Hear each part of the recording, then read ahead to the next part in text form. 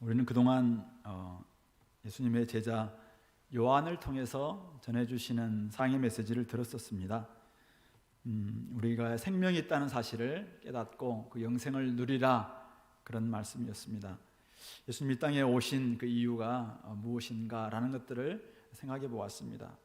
오늘부터 한 5주에 걸쳐서는 예수님의 제자, 수제자였던 베드로 사도를 통해서 우리에게 전해주시는 메시지를 듣기를 원합니다. 특별히 베드로전서는 고난 가운데 있는 성도들을 위로하기 위해서 보낸 편지입니다.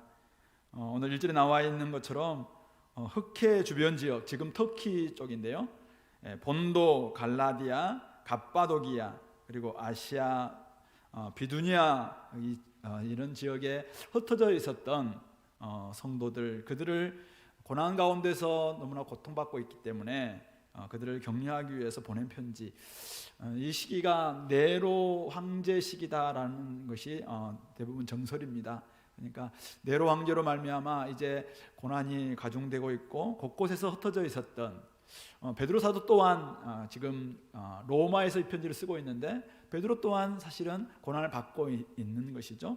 그런 성도들을 향해서 오늘 베드로 사도는 편지를 쓰고 있습니다. 1절부터 2절은 서론에 해당되고요, 그 다음에 오늘 우리가 보게 될 3절부터 다음 주에 보겠지만은 2장 10절까지가 성도들의 정체성에 대한 부분들 한 3가지 정도로 이야기하고 있고, 2장 11절부터 4장 11절은 성도들의 삶의 여러 가지 관계 속에서 어떤 선한 행실을 통해서 그들이 우리가 어떤 관계를 맺어야 될 것인가 라는 부분들을 이야기하고, 4장 12절부터 5장 11절은 고난, 특별히 고난, 그리스도의 고난, 그리스도인의 고난에 집중하면서 이 고난을 어떻게 이겨나갈 것인가, 이런 부분들을 이야기하고, 마지막 5장 12절부터 14절이 결론을 맺고 있습니다. 서론을 잠시 보겠습니다. 1절, 2절인데요. 베드로 사도는 흩어진 성도들, 그들에게 주목하고 있습니다. 그들을 흩어진 나그네다 이렇게 표현하고 있습니다. 동시에 2절에서는 하나님 아버지의 미리 아심을 따라서 또 성령이 거룩하게 하심으로 순종함과 예수 그리스도의 핏부림을 얻기 위하여 택하심을 받은 자들이라고 표현하죠. 그러니까 결국은 성도들은 누구인가? 흩어진 나그네이자 삼위 하나님의 사역을 통해서 택함을 받은 백성. 그렇게 해서 둘을 연결시켜 보면은 흩어진 나그네지만은 하나님의 자녀들이니까 거룩한 나그네다, 이렇게 표현할 수 있을 것 같습니다. 하나님 아버지의 미리 아심과 성령의 거룩하게 하심, 그리고 예수 그리스도의 핏부림을 얻어서 그리스도께 순종하는 사람들이 결국 성도들입니다. 그래서 성도들은 이 땅에서는 나그네로 살아갑니다. 흩어져 있습니다. 곳곳에 흩어져 있기 때문에 고난이 있고 어려움이 있습니다. 그러나 영원하신 하나님을 모시고 또 그리스도께 순종하면서 날마다 살아가기 때문에 우리는 또한 거룩한 나그네죠. 거룩한 나그네에게는 오늘 2절 하반절에 나와 있는 것처럼 은혜와 평강이 필요합니다. 사실은 이미 우리는 하나님의 은혜를 받았고 평강 가운데서 관계가 회복된 사람들입니다. 이미 은혜와 평강을 받았지만 더욱 많이 받아야 합니다. 그래서 너희에게 더욱 많을지어다, 이렇게 이야기하고 있죠. 왜 그렇습니까? 이 땅 어려움 많은 세상을 살아가려면은 은혜와 평강이 더 필요하기 때문에, 부족함이 없어야 때문에 더욱 많이 받아야 될 것이고, 뿐만 아니죠, 이 땅은 은혜가 없는 세상입니다. 그냥 값없이 주는 선물이 없는 세상이죠. 평화도 별로 없는 세상입니다. 그러니까 은혜와 평강을 나눠주기 위해서는 우리가 더욱 많이 받아야지, 사실은 이 땅에서 하나님 없이 살아가는 많은 사람들에게 하나님을 보여줄 수 있는 것이죠. 서론에서 그렇게 사도 베드로는 이야기하면서 그들에게 여러분들은 정말 흩어져서 고난받고 있지만은 하나님이 택함 받은 거룩한 나그네입니다. 그래서 여러분들에게는 은혜와 평강이 꼭 더욱 많아지기를 소망합니다. 오늘 우리의 삶 가운데도 이런 인사가 있었으면 참 좋겠습니다.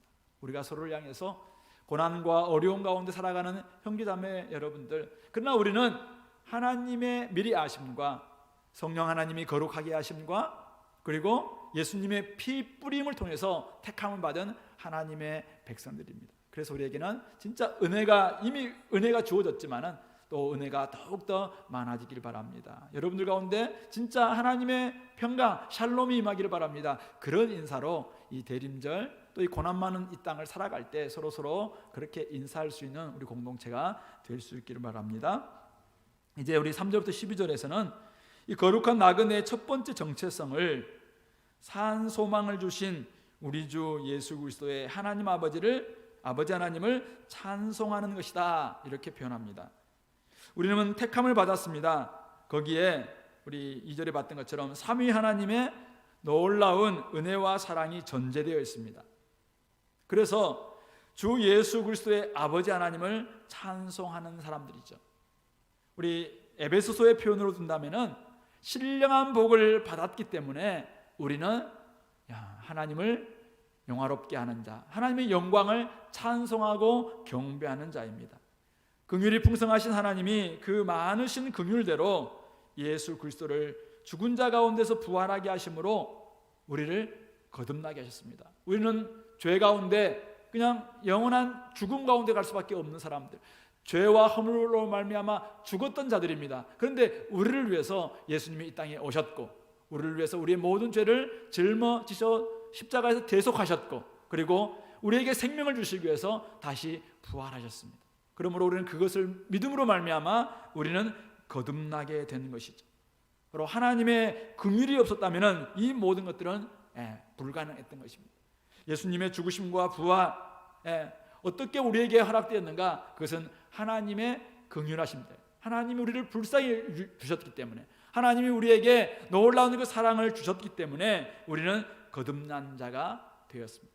우리의 공로가 아니기 때문에 우리는 자랑할 것이 없습니다.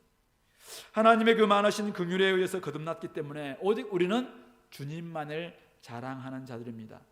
우리의 어떤 행위에 의해서 구원받는 것이 아니기 때문에 오직 예수 그리스도의 죽으심과 부활에 의해서 우리가 거듭났기 때문에 우리는 우리 주 예수 그리스도의 아버지 하나님을 찬송하고 경배하는 사람들. 에베소서 2장 8절에서 너희는 그 은혜로 말미암아 이제는 은혜로 말미암아 믿음으로 구원을 받았으니 이것은 너희에게서 나는 것이 아니요 하나님의 선물이라. 그래서 우리는 결코 자랑할 수 없다라고 이야기했습니다. 그러므로 하나님의 선물, 이 놀라운 구원을 받은 저와 여러분들, 오늘 아버지 하나님을 마음껏 자랑하는, 찬송하는 삶이 바로 그것입니다. 하나님이 나를 구원해 주셨다. 하나님이 나에게 아버지가 되어 주신다. 그래서 아버지 하나님께 복을 올려드리고 하나님만을 높여드리는 삶, 이것이 바로 이 땅을 살아가는 저와 여러분들의 정체성입니다. 그래서 오늘도 예배드리는 것이고 하나님을 찬송하는 것이죠. 이렇게 거듭나게 하신 하나님께서 우리를 거듭나게 하실 때 우리에게 주시는 것이 있습니다. 무엇을 주셨습니까? 세 가지를 주셨다고 말씀하고 있는데요, 3절 하반절에 우리를 거듭나게 하사 뭘 주셨다고요? 산소망이 있게 하셨다. 산소망, 소망을 주셨는데 그냥 어떤 막연한 어떤 희망이 아니라 살아있는 소망을 주셨다. 예수 그리스도의 죽으심 때문에 이 사도 베드로는 죽음을 경험했던 사람이죠. 예수님, 저는 절대 예수님은 포기하지 않겠습니다. 호언장담했던 베드로, 바로 그 계집종 앞에서도 그는 3번씩이나 예수님을 부인할 수밖에 없었던 그런 모습. 예수님의 죽음과 함께 자기도 사실은 어쩌면 죽음을 경험했던 사람입니다. 그런데 3일 만에 예수님이 부활하셨어요. 그래서 예수님이 이 베드로를 만나 주셨습니다. 만나 주심으로 말미암아 베드로는 진짜 너무나 기뻤죠. 그래서 그에게는 진짜 살아갈 수 있는 소망이 생겼습니다. 그래서 지금 그는 나중에 이 길을 걸고 있는 것이죠. 코바디스라는 그 영화를 보시면은 그때 베드로가 참 고난이 너무 많기 때문에 딴 길로 가려고 합니다. 그때 주님께서 이제 로마로 들어가는 그 모습을 보였잖아요. 그래서 코바디스, 주여 어디로 가시나이까? 라고 묻습니다. 그때 고난 가운데로 들어가는 예수님의 모습 보면서 베드로가 이제 그 고난의 현장인 로마로 향하는 그런 모습을 볼 수 있는데요, 베드로는 사실은 이 죽음을 이길 수 있는 부활을 경험한 사람이죠. 예수님이 죽음 가운데서 부활하셨다는 이 사실을 경험하고 난 다음에 그에게는 진짜 산 소망이 생긴 것이죠. 바로 그 이야기를 하고 있는 거예요. 우리에게는 산 소망이 있게 하셨다. 우리는 죽어도 다시 사는 존재가 되었다. 산 소망이 있다. 두 번째는 뭡니까? 4절에 썩지 않고 더럽지 않고 쇠하지 아니하는 유업을 잊게 하시나니 곧 너희를 위하여 하늘에 간직하신 것이라. 우리에게는 산 소망뿐만 아니라 썩지 않고 더럽지 않고 쇠하지 않는 유업을 상속받게 되었다. 오늘 성경은 그렇게 말하고 있습니다. 유대인들에게는 가나안 땅이 유업이었습니다. 기업이었죠. 그래서 그들은 약속의 땅, 이 가나안 땅을 끊임없이 사모했고 들어가기를 원했습니다. 그리고 들어갔습니다. 그러나 그곳은 어떤 땅이었습니까? 그들이 잘못함으로 말미암아, 범죄함으로 말미암아, 또 불순종함으로 말미암아 짓밟히고 또 더럽혀졌고 또 그곳을 쫓겨나기도 했던 바로 그곳이 이 유대인들에게 약속의 땅인 가나안 땅이었습니다. 그러나 영적 이스라엘은 저와 여러분들에게는 오늘 우리에게 주어진 유업이 있는데 그 유업을 이렇게 표현합니다. 썩지 않고 더럽지 않고 더럽히지 않고 쇠하지 않는 영원한 유업이라고 이야기합니다. 우리가 받은 하나님 나라는 눈에 보이진 않지만 그러나 다시 오셔서 우리에게 이제는 주님과 더불어서 영원히 살게 될 그 땅은, 그 나라는 온유한 자만이 얻을 수 있는데 바로 썩지 않고 더럽지 않고 쇠하지 않는 유업을 우리가 상속받게 되었다. 그래서 우리 영원한 기업을 우리가 얻은 자라고 말하고 있는 것입니다. 세 번째 5절에 너희는 말세에 나타내기로 예비하신 구원을 얻기 위하여 믿음으로 말미암아 하나님의 능력으로 보호하심을 받았느니라. 이스라엘은 자신도 자신을 지켜낼 수 없었습니다.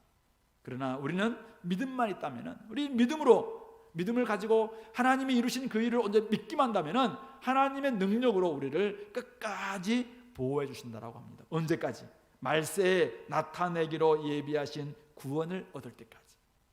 바로 주님이 다시 오셔서 하나님 나라가 완성되고 우리의 구원이 완전히 완성되는 그날까지 우리가 하나님의 보호하심 속에 있다라고 말하고 있는 것이죠. 그러므로 우리는 이 살아있는 소망과 영원한 기업을 상속받게 되고 하나님의 능력으로 보호를 받고 있는 사람들입니다. 이것이 우리의 정체성이죠. 그러므로 우리는 하나님을 마음껏 찬송하고 경배할 수밖에 없고 하나님만을 자랑하는 사람들이죠. 자, 그런 사람들은 어떻게 살아야 됩니까? 6절 보세요. 그러므로 너희가 이제 여러 가지 시험으로 말미암아 잠깐 근심하게 되지 않을 수 없으나 오히려 크게 기뻐하는도다. 시험을 만납니다. 여러 가지 어려움을 당합니다. 여러 가지 고난을 당합니다. 그때마다 우리는 잠깐 근심하죠. 왜요?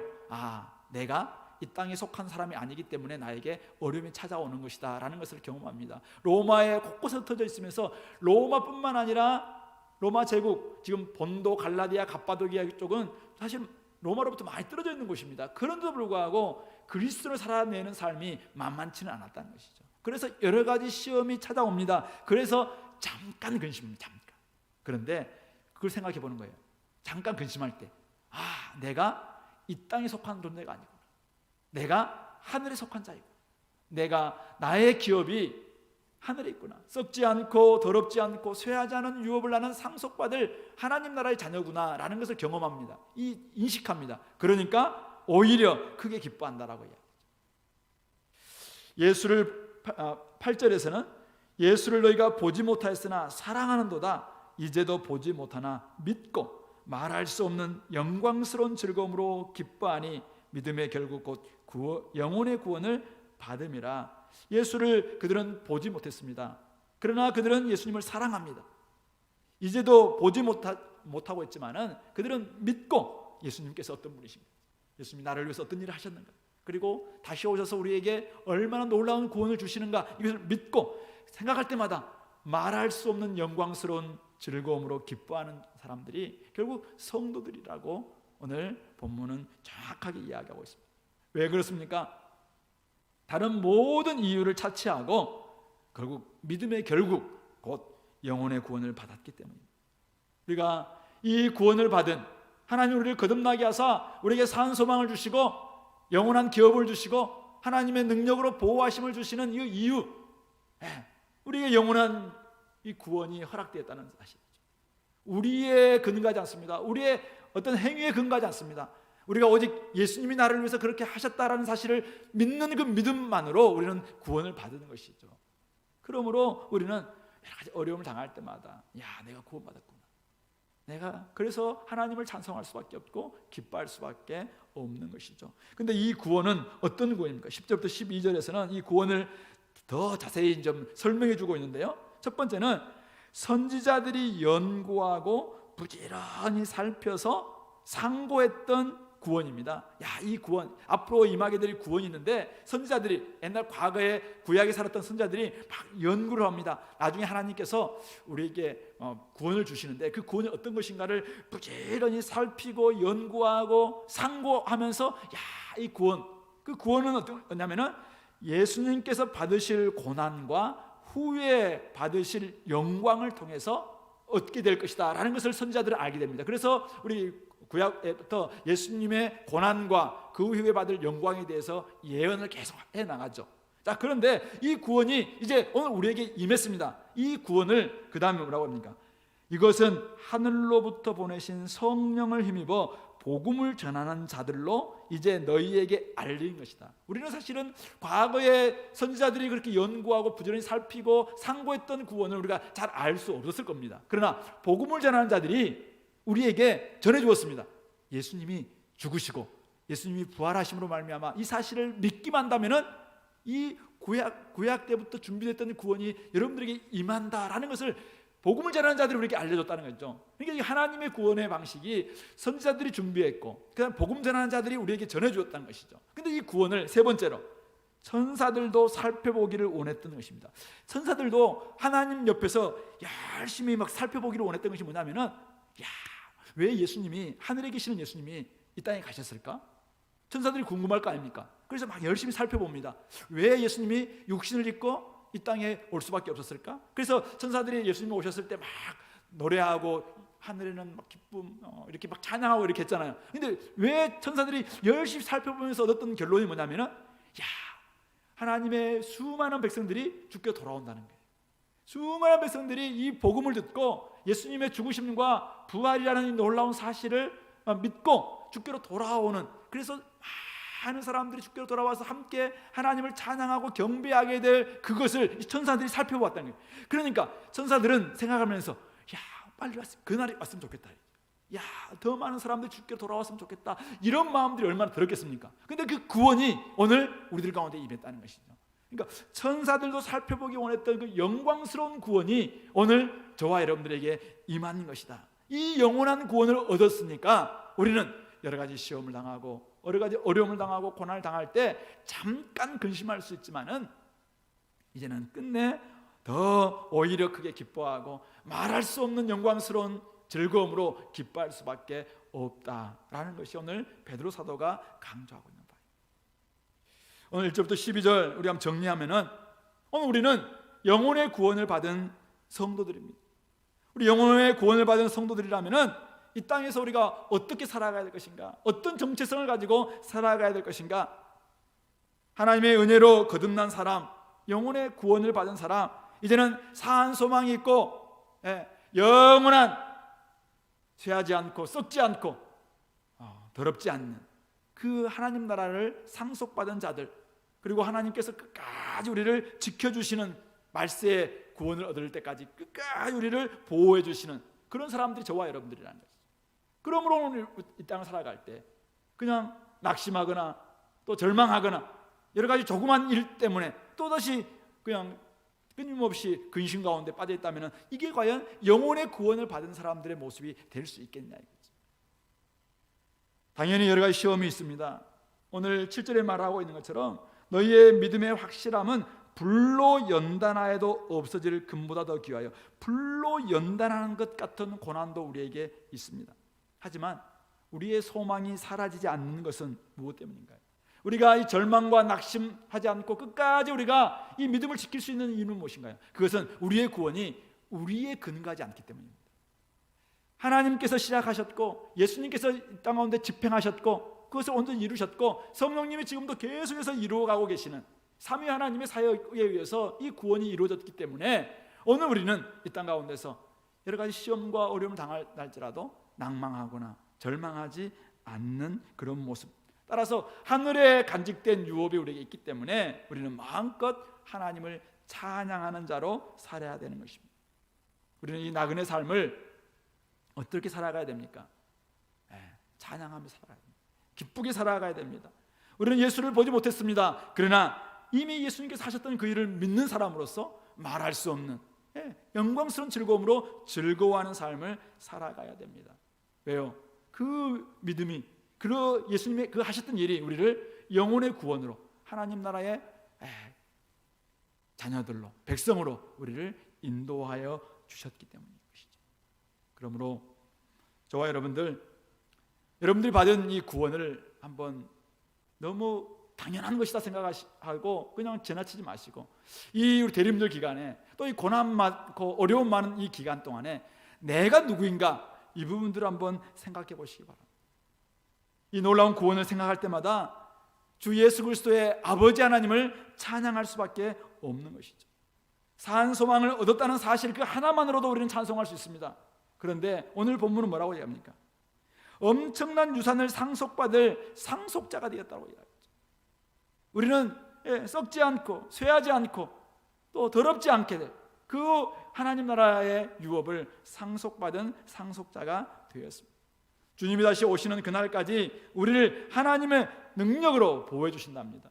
물론 큰 환난도 있을 겁니다. 때로는 어려움도 있을 겁니다. 그러나 그것이 우리를 하나님의 아들, 딸로에서 떨어뜨릴 수 있는 어떤 것도 될 수 없다. 오직 우리가 하나님의 이제 아들, 딸로 이미 받아들여졌기 때문에 이제는 결코 우리는 떨어지지 않는다. 그것이 바로 우리가 찬송할 수밖에 없는 이유인 것이죠. 제가 이번에 이 말씀을 좀 묵상하면서 요즘 제 삶을 좀 돌아봤습니다.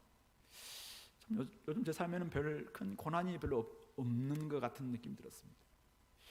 물론 좋은 큰 교회 맡아서 지금 2020년 동안 뭘 좀 하려고 그러면 안 되고, 하려고 그러면 못하고, 또 계속해서 도대체 내를 와 이곳에 불러가지고 나를 이렇게 힘들게 하나, 이런 마음이 있지만은 사실 이것이 뭐 다른 누구가 경험하고 있는 고난과 같은 그런 고난은 아니잖아요. 모든 사람들이 경험하고 있는 그런 겁니다. 그러다가 나는 이렇게 항상 이렇게 행복했던 기뻤던 사람인가 돌아보니까 옛날에는 그렇지 않았더라고요. 제가 참 대학 청년 시절 때 뭐 결혼하고 난 다음에 뭐 간사 시절 때도 그렇고 그때까지는 참 많이 어려웠던 시절들이 참 많았던 것 같아요. 그러다가 그러면서 제가 옛날을 좀 생각해 봤습니다. 옛날 대학 시절 때, 또 대학 이후의 시절 때, 청년 시절 때 여러 가지 생각해 볼 때 그때 참 많이 힘들고 어려웠고, 집안의 문제로, 경제적인 문제로, 또 병의 문제로, 왜 나에게는 이런 어려움이 많이 찾아오는가. 그때마다 정말 힘들고 어려웠었는데 그때 제가 때로는 아버지, 어머니께 힘듦을 보이지 않기 위해서 막 좀 기도하고, 친구들에게 내가 힘들다는 모습을 보이지 않기 위해서 막 찬양하고 했던 그때가 떠올랐습니다. 참 많이 어려웠고, 때로는 제가 몇 번 이야기했지만은 연탄을 이렇게 치고 25장씩 막 치고 5층을 이렇게 걸어 올라갈 때마다 굉장히 이 다리 후들거리면서 막 치고 올라가는 거예요. 저희 아버지는 30장씩 치고 이렇게 올라가고 그랬는데, 올라갈 때마다 그때 왜 골고다 언덕에 올라가는 예수님 생각나는지 모르겠어요.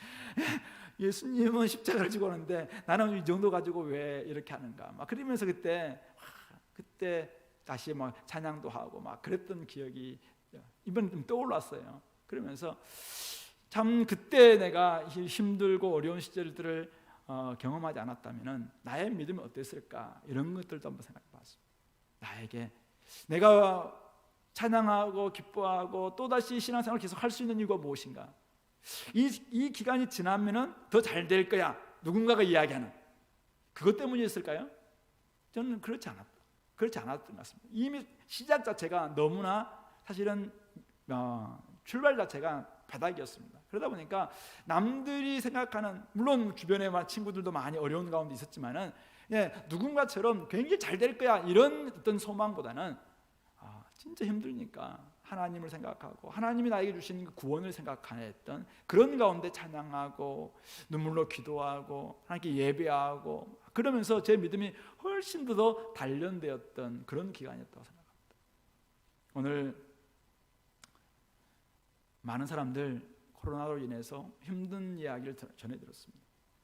특별히 우리 자영업을 하고 계시는 분들 숨 쉴 수 없는 정도의 힘듦을 통해서 더 어렵다는 이야기를 듣기도 했습니다. 그러나 어쩌면 우리의 삶 가운데서 다 날아갈 수 있습니다. 때로는 절망과 같은, 절망의 절벽에 서 있는 같은 이런 삶을 우리 가운데 경험할 수 있습니다.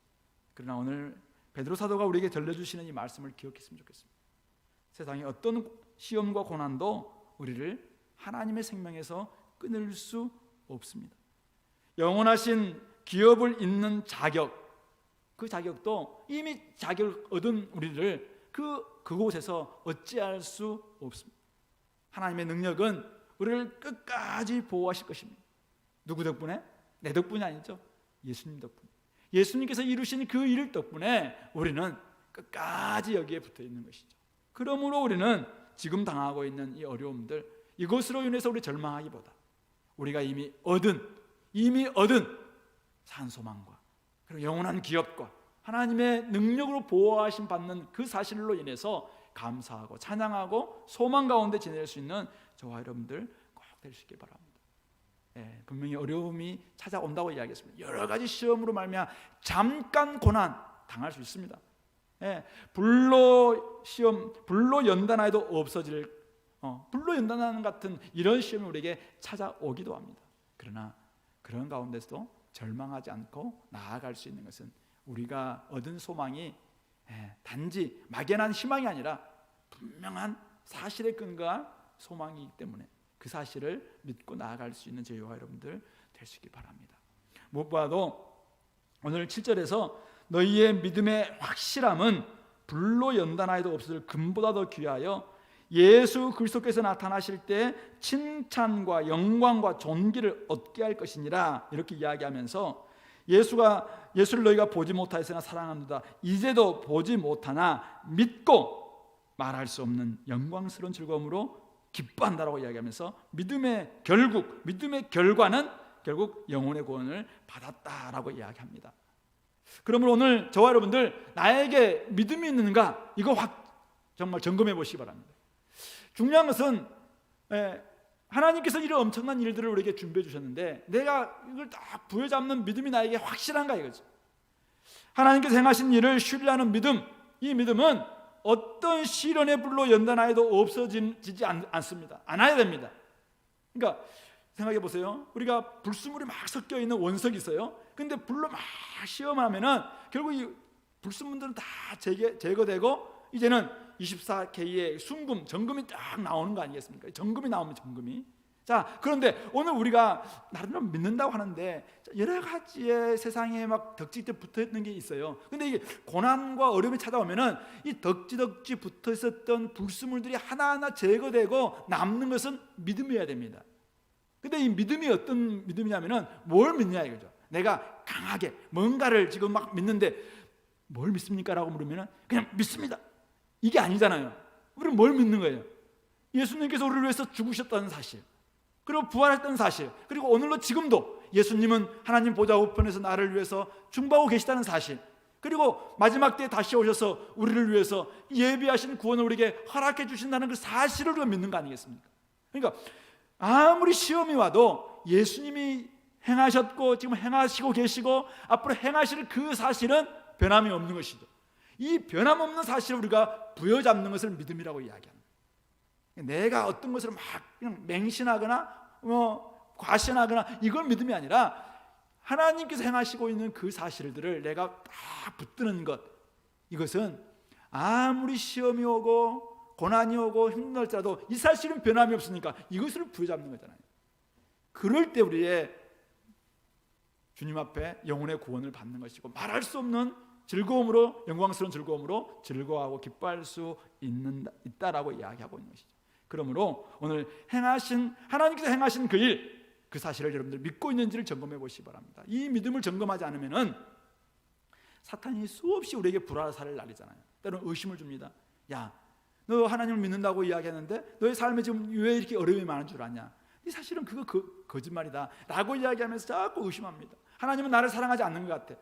예수님이 분명히 땅에 오셔서 나를 죽으시고 부활하셔서 나를 복 주셨다고 이야기하는데 나에게 이렇게 어려움이 많은 것은 분명히 예수님이 나를 사랑하지 않기 때문 아니냐라고 사탄이 시험합니다. 그때 우리는 믿음의 방패를 딱 부여잡고 사탄의 불화살을 막아내야 됩니다. 무슨 소리냐? 성령님께서는 우리 삶 가운데서 여러 가지 시험을 당할 수 있다고 이야기했다. 믿는 사람들 가운데도 고난이 있다는 것이죠. 그러나 하나님의 이 사랑에서 끊을 수 있는 어떠한 고난도 시험도 없다는 말씀을 우리가 부여잡는 것이잖아요. 그것이 바로 우리가 믿음을 꽉 부여잡는 것입니다. 사탄은 끊임없이 다른 것들로 우리의 삶에 우리를 넘어지게 만들 것입니다. 그럴 때마다 불로 연단하여도 없어질 금보다 더 귀한 그 믿음, 이 믿음을 딱 부여잡게 되면은 7절 하반절 뭐라고 얘기합니까? 예수 그리스도께서 나타나실 때 칭찬과 영광과 존귀를 얻게 할 것이니라. 우리가 주님이 다시 오시는 그날 우리가 주님으로부터 칭찬과 영광과 존귀를 얻을 수 있는 것은 예수님이 하셨던 그 일을, 지금도 하고 계시는 그 일을, 마지막에 하실 그 일을 딱 부여잡는 그 믿음이 나에게 있을 때 이렇게 해주신다라고 말씀하고 있는 것입니다. 그러므로 성도 여러분, 산소망과 영원한 유산과 하나님의 보호하심을 받는 하나님의 자녀임을 진짜 믿는다면 오늘도 우리는 하나님을 찬송하는 신앙생활을 기쁘게 하며 즐겁게 하면서 하나님께 영광 올려드리는 저와 여러분들이 될 수 있기를 바랍니다. 흩어져 있기 때문에 때로는 정착하지 못할 수 있습니다. 우리 교회 많은 분들이 지방에서 올라온 분들입니다. 그래서 이 땅에서는 사실은 아직도 우리 정착하지 못하고 또 2년 뒤면 또 이사해야 되고 4년 뒤면 또 이사해야 되고 뭐 이런 정착하지 못하고 타향살이의 외로움이 있습니다. 그러나 우리에게는 정주할 집이 있습니다. 우리는 영원히 살 집이 우리에게 있습니다. 우리에게는 쇠하지 않고 더럽지 않고 정말 썩지 않게 될 그 영원한 나라가 우리에게 준비되어 있습니다. 오늘 우리 청년들의 삶, 대학생들의 삶, 앞으로 앞길이 잘 보이지 않는 이런 어려움이 우리에게 있다 할지라도 길이 잘 보이지 않고 절망과 낙심할 수밖에 없고, 그래서 이것도 포기하고 저것도 포기하고 다 포기한다, N포 세대라고 이야기하는 그런 시대로 우리가 살고 있다 할지라도 무슨 소리입니까? 우리에게는 포기할 수 없는 하나님 나라가 우리에게 있는데요, 우리에게는 생명이 있잖아요. 우리에게는 소망이 있잖아요. 우리에게는 믿음이 있잖아요. 그러므로 살 이유가 있는 것이죠. 산 소망은 살 소망입니다. 살 이유가 우리에게 있다는 것이죠. 우리가 하나님 나라의 상속자라는 사실입니다. 뭐 드라마 같은 데 나오면 있잖아요. 정말 힘들게 어렵게 살아오고 있는데 자기가 사실은 자기가 태어났던 비결을 잘 몰랐어요. 그런데 갑자기 검은 세단이 쫙 와가지고 리무진이 와서 딱 문을 열고는 딱 모셔가서 고급 저택에 딱 들어가는 그런 뭐 영화 드라마 항상 보면 이런 게 있잖아요. 그런데 우리가 사실은 이 땅에서 아무것도 아닌 것처럼 지내왔는데 갑자기 우리에게 이런 엄청난 일들이 있다라고 그 사실을 이렇게 알려주고 있는 것입니다. 우리가 상속자랍니다. 우리가 유업을 잇는 자라고 말씀하고 있습니다. 누구도 우리를 어찌할 수 없습니다. 우리는 하나님 나라의 자녀들, 하나님의 택함 받은 거룩한 나그네들입니다. 흩어져 있기 때문에 외로울 수 있습니다. 흩어져 있기 때문에 여러 가지 시험이 찾아올 수 있습니다. 그러나 잠깐 근심하십시오. 그러나 그 이후에는 오히려 크게 기뻐하는 것이 맞습니다. 저와 여러분들이 그렇게 살아가야 될 그런 정체성을 가지고 있음을 좀 생각하시고 앞으로의 우리의 삶 가운데는 더 이상 긴 근심이 아니라 짧은 잠깐 근심이에요. 그리고는 오히려 크게 기뻐하는, 내 아이에게 이런 엄청난 일이 있다니. 그래서 말할 수 없는 즐거움으로 기뻐하는, 그래서 하나님만을 마음껏 찬양하는 저와 여러분들 될 수 있기를 소망합니다. 두 번째는 13절부터 25절에서 거룩한 나그네의 두 번째 정체성은 순종하는 자식으로서 아버지를 닮아 거룩해야 된다라고 이야기합니다. 우리는 하나님의 은혜로 말미암아 다시 태어났고 산 소망을 가지게 되었습니다. 은혜로 영혼의 구원을 받았지만은 말세에 나타내기로 예배하신 또 구원을 얻어야 됩니다. 자, 우리는 이제 은혜로 구원을 받았는데 아직도 우리가 가야 될 길이 있다는 거죠. 근데 그것 또한 예배하신 구원을 얻어야 되는데 어떻게 우리가 얻을 수 있을까요? 자, 우리는 구원은 은혜로 받았습니다. 그러면 마지막 천국에 들어가는 마지막 입성은 우리의 막 열심히 노력해야 들어갈 수 있을까요? 그때도 은혜죠. 오늘 1절은 뭐라고 얘기합니까? 우리 1절 말씀, 13절 말씀이에요. 같이 읽어보겠습니다. 그러므로 너희 마음의 허리를 동이고 근신하여 예수 그리스도께서 나타나실 때 너희에게 가져다 주실 은혜를 온전히 바랄지어다. 예수님께서 나타나실 때, 다시 오신다는 재림 때 너희에게 가져다 주실 것이 뭐라고요? 은혜라고 이야기하고 있습니다. 너희에게 가져다 주실 은혜를 온전히 바라라. 언제 바라라면 소망을 거기에 두라, 이런 표현입니다. 우리가 살아가는 것은 구원은 은혜로 받고 행함으로 천국 들어가는 것이 아니라는 거예요. 은혜로 구원받고 마저 은혜로 구원의 완성을 경험할 자들입니다. 자, 그렇다면 우리는 어떻게 할 것인가? 이 땅에서는 마음의 허리를 동이고 근신해야 됩니다.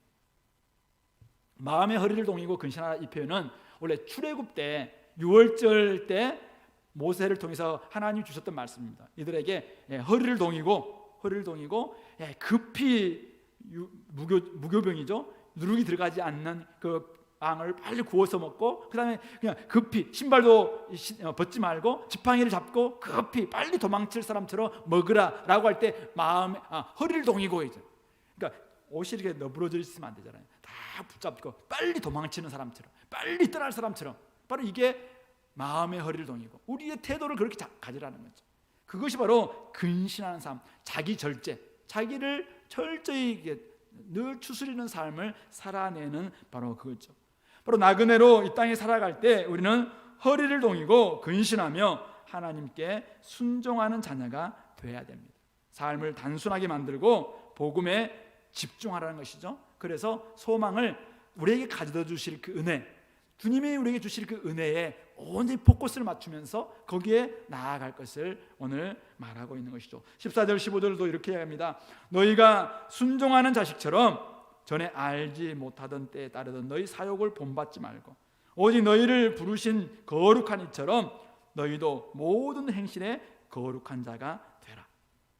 이제는 순종하는 자식이 되었고 우리를 부르신 거룩한 하나님처럼 행실에, 모든 행실에도 거룩한 자가 될 것을 오늘 분명히 말씀하고 있습니다. 17절, 외모로 보시지 않고 각 사람의 행위대로 심판하시는 이를 너희가 아버지라 부른즉 너희가 나그네로 있을 때를 두려움으로 지내라. 무슨 말씀이죠? 거듭난 성도라면은 한마디로 우리는 하나님께 순종하는 자식이라는 것이죠. 그래서 하나님께 순종하는 자식이니까 하나님을 닮아서, 하나님 아버지를 닮아서 거룩해야 된다.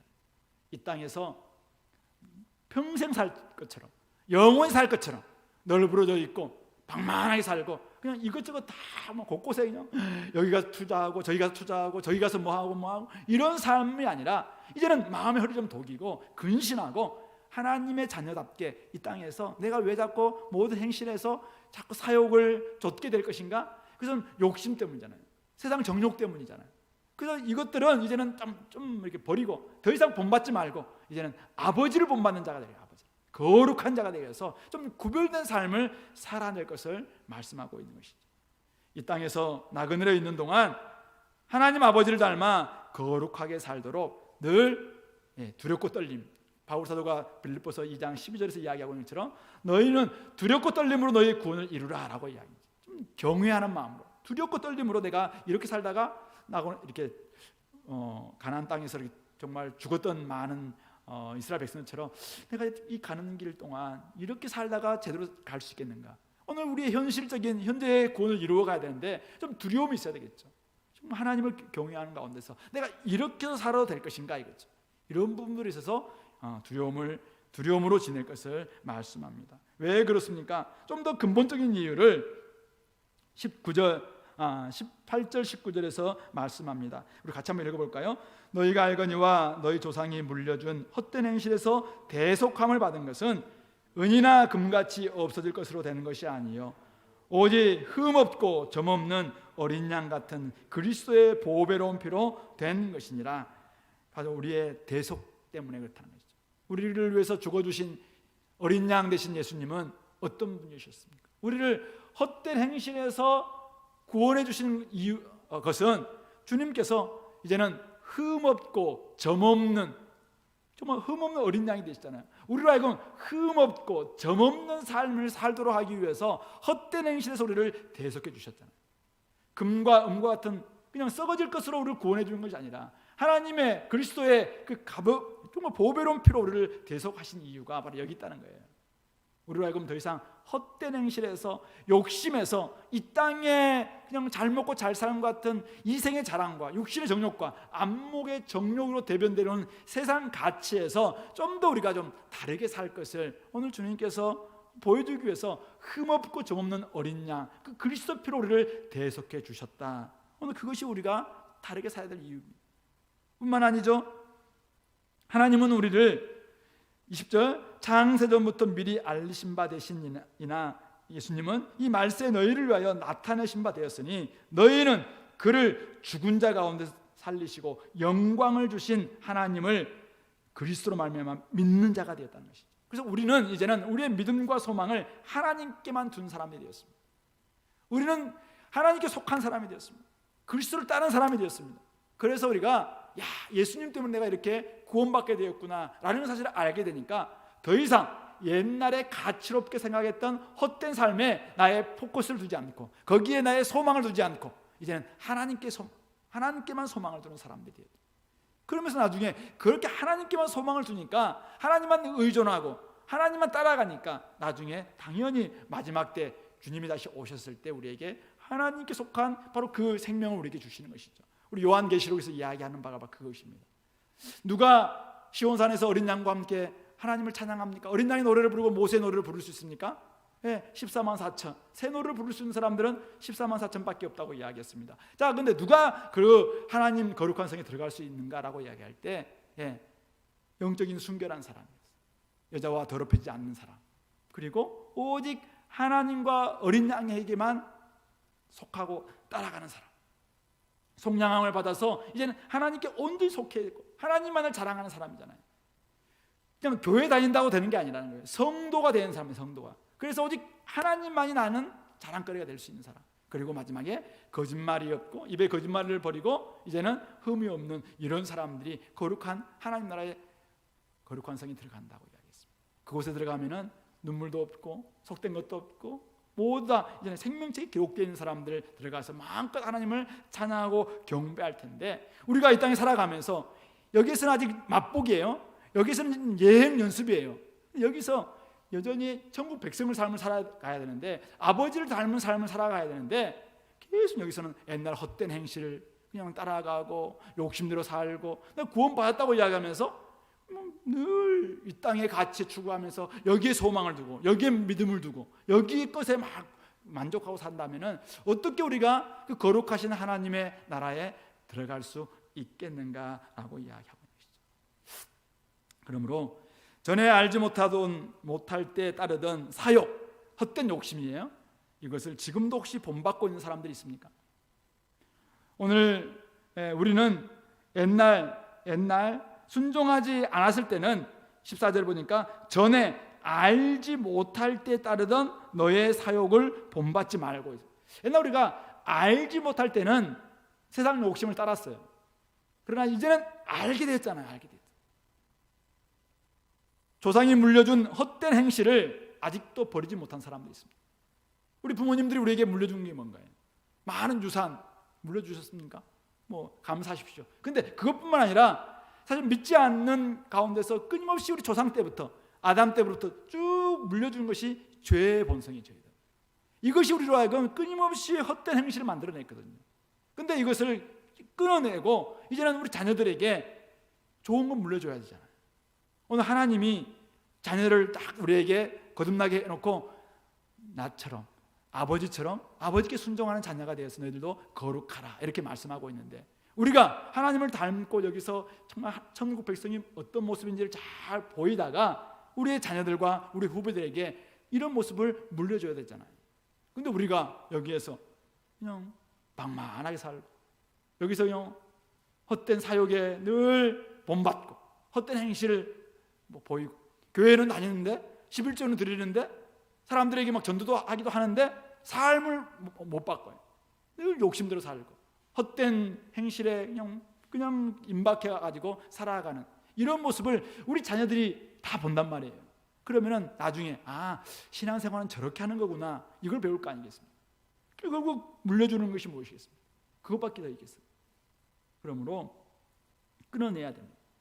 금방 떠날 사람처럼 마음의 허리를 딱 동이고 근신하시기 바랍니다. 우리 주님께서 저희들에게 비유를 들어주실 때, 인자가 올 때, 이제 머리 떠났던 주인이 돌아올 때 깨어있을 것을 이야기하면서, 근데 불충한 종은 그냥 술 마시고 맡겼던 거 가지고 자기의 그 청지기 사명을 가지고 그냥 술 마시고 종들을 막 때리고 막 이런 삶을 살면은 주님께서 엄한 벌을 내리실 것이다 라고 이야기했습니다. 어쩌면은 주님과 관계를 맺었다고 생각하는 사람이었잖아요. 근데 오늘 우리 삶이 세상에 취하고 술에 취하고 정욕에 취하고 이 땅의 모든 가치에 취해가지고 세상과 똑같은 삶을 살아낸다면은 주님이 오셨을 때 과연 너는 나에게만 소망이 있었구나 라고 우리가 평판을, 칭찬을 받을 수 있겠습니까?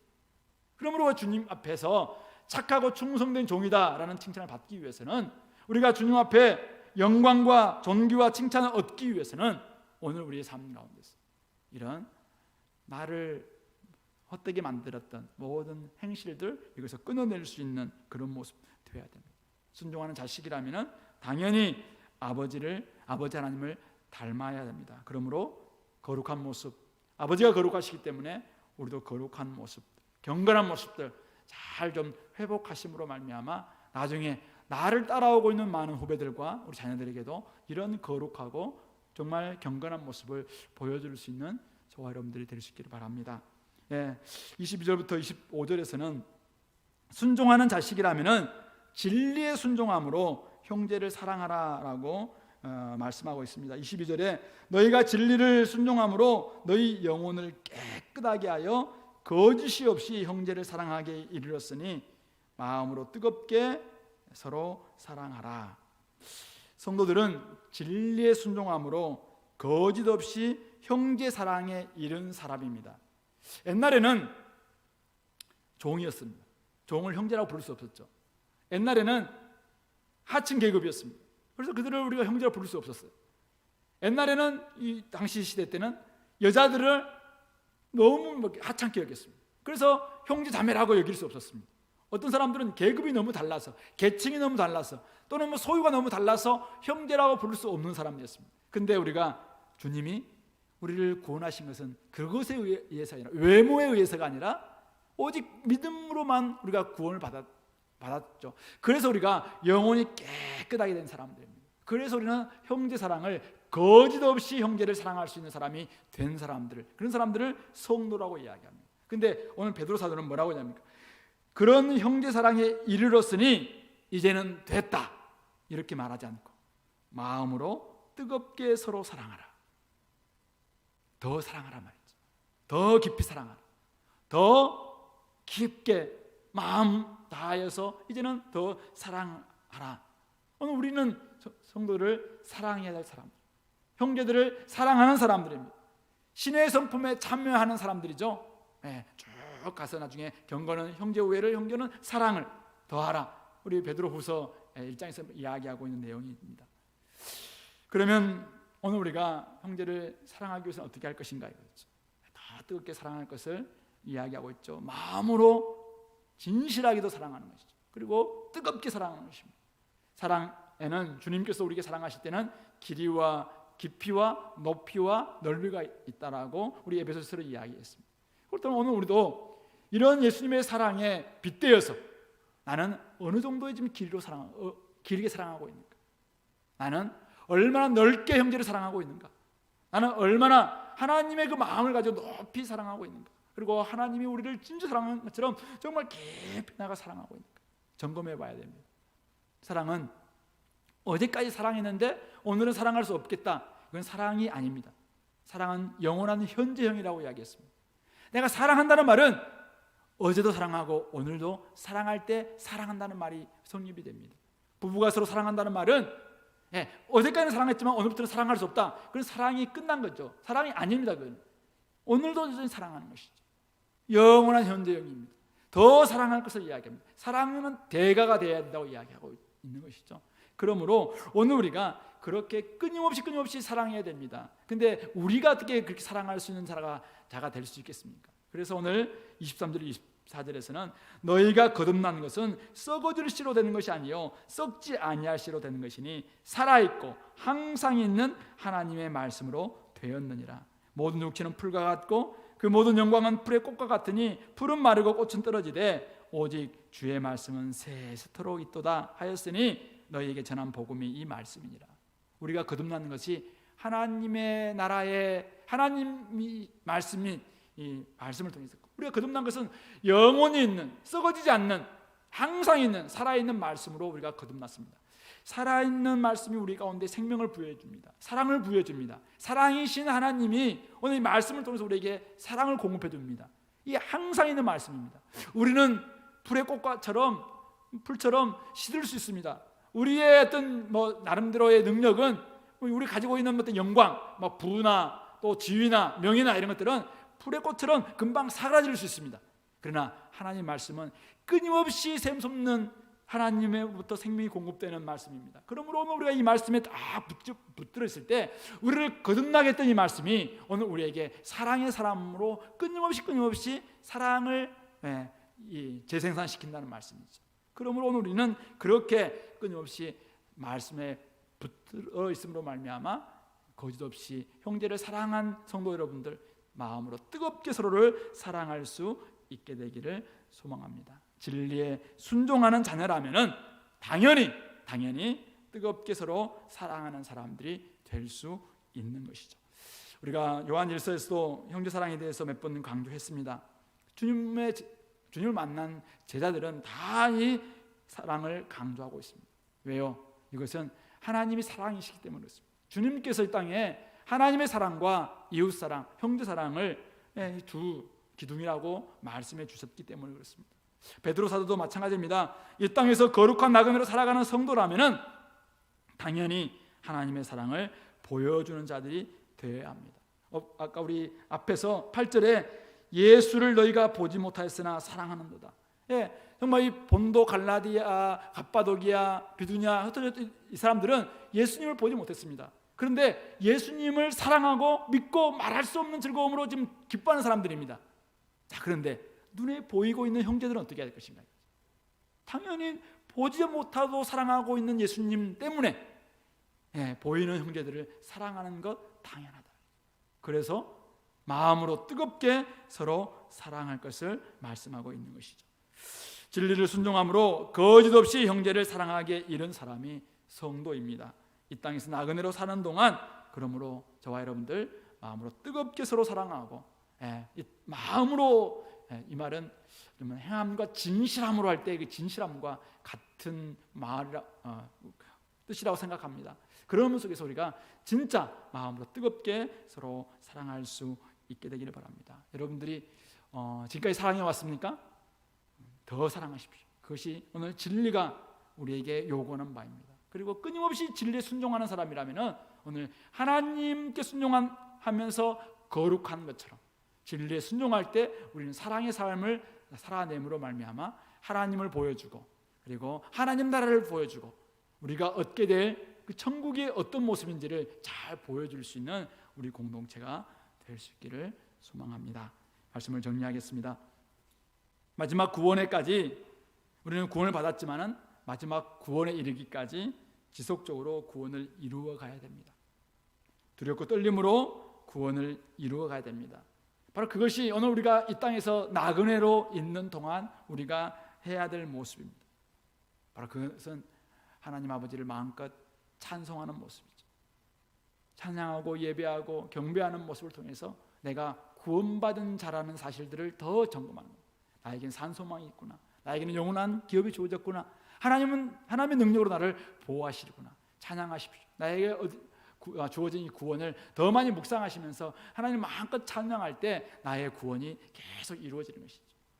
뿐만 아닙니다. 하나님께 순종하는 자녀로서 우리가 거룩한 삶을 살아낼 때 하나님을 닮아서 이제는 나를 구속하신 이유가 아무렇게 살라고 구원한 것이 아니라 하나님을 닮은 거룩한 자녀로 순종하며 살려고 우리를 구원해 주셨잖아요. 그래서 헛된 행실을 벗어버리고 이제는 주님을 닮은 그런 삶의 모습을 통해서 우리가 거룩하게 나아갔으면 좋겠습니다. 그리고 하나님께 순종하는 것은 진리에 순종하는 것입니다. 진리는 끊임없이 우리에게 사랑을 강조합니다. 하나님은 사랑이십니다. 형제자매들을 거짓없이 사랑하기에 이르렀습니까? 그러면 지금부터 더욱 마음으로 뜨겁게 사랑하시기 바랍니다. 남편과 아내를 지금까지 사랑해 왔습니까? 더 마음으로 뜨겁게 사랑하시기 바랍니다. 형제자매를 지금까지 거짓없이 사랑해 오셨습니까? 마음으로 뜨겁게 서로 사랑하시기 바랍니다. 우리 공동체 성도들을 지금까지 거짓없이 사랑해 오셨습니까? 마음으로 뜨겁게 더욱 사랑하시기 바랍니다. 그것이 바로 오늘 우리를 거듭나게 만들었던 말씀이 끊임없이 우리에게 요구하고 있는 바입니다. 하나님은 사랑이십니다. 그 하나님의 사랑이 오늘 우리에게 그것을 공급합니다. 그리고 그 사랑을 이제는 더 많은 사람들에게 알리기 위해서 다음 장에서 그 이야기를 또 하고 있는 것이죠. 여러분들, 오늘 하나님 나라를 상속받는 상속자로서 이 땅을 살아가는 거룩한 나그네로서 우리가 어떻게 살아가야 될 것인가 한번 점검해 보시고 여러분들의 삶의 모습들을 정돈하고 또 삶의 궤도를 수정하는 이 시간 될 수 있기를 권면합니다. 같이 한번 기도합시다. 말씀을 좀 기억하시면서 오늘 여러분이 주셨던 말씀 무엇인가요? 내가 정말 하나님을 찬송하고 있는가? 나는 하나님께 진리에 순종하고 있는가? 그렇다면 이제는 마음껏 내가 얻은 이 구원을 더 묵상하면서 하나님을 찬송하게 도와주시고 기뻐하게 도와주시고 즐거워하게 도와주시고 무엇보다도 내가 하나님을 닮은 자녀로서 거룩한 삶을 살게 해달라고 사랑하는 삶을 살게 해달라고 같이 한번 기도하겠습니다.